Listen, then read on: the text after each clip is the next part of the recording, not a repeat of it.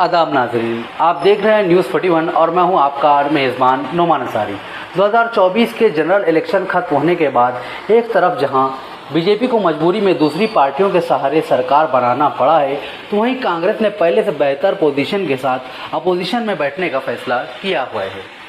बहरहाल सभी अपोजिशन पार्टियों ने राहुल गांधी को अपना लीडर चुना है और अब पार्लियामेंट इजलास में पक्ष और विपक्ष दोनों के दरमियान गर्मा गर्म बहस देखने को मिल रही है।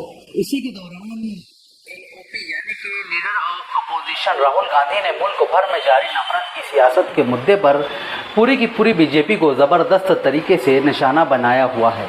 1 जुलाई को राहुल गांधी ने अपनी स्पीच के दौरान भगवान शिव, गुरु नानक जी और ईसा अलैहिस्सलाम का ये पैगाम दिया कि डरो मत, डराओ मत, और इसका किताबों के ज़रिए हवाला भी पेश किया।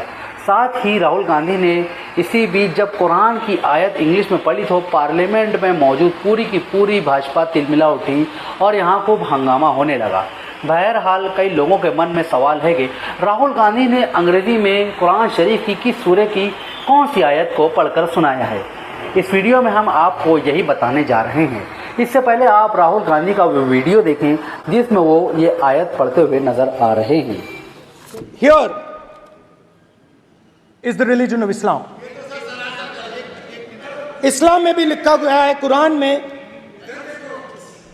the prophet peace be upon him said, he God said, have no fear, I am with you hearing and seeing.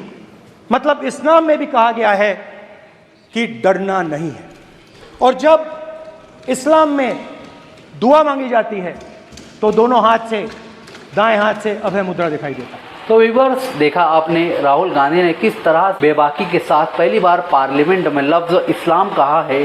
हालांकि देखने में यही आता है कि सेकुलर पार्टियां लफ्ज़ मुसलमान या इस्लाम बोलने से कतराती हैं, लेकिन राहुल गांधी ने इस बार कुरान शरीफ की 20वीं सूरह ताहा की आयत नंबर 46 पढ़ी थी, जिसे जानने के लिए दूसरी कम्युनिटी के लोग भी काफ़ी बेताब थे। रागा यानी कि राहुल गांधी ने इसका फ़ोटो भी अपने सोशल मीडिया अकाउंट्स पर डाला हुआ है, जिसे आप उनके सोशल मीडिया प्लेटफॉर्म पर बआसानी देख सकते हैं। लेकिन अब सवाल ये उठता है कि इतना सब कुछ हो जाने के बाद दुनिया के सबसे बड़े डेमोक्रेटिक कंट्री भारत, यहाँ की सबसे बड़ी माइनॉरिटी की तरक्की के लिए सरकार क्या फ़ैसले लेती है, या फिर माइनॉरिटीज़ की तरक्की के लिए अपोजिशन कैसे अपने मुतालबात मनवाती है, ये तो आने वाला वक्त ही बताएगा। तब तक के लिए मुझे इजाज़त दीजिए, मैं आपसे फिर मिलूँगा किसी नई और दिलचस्प स्टोरी के साथ।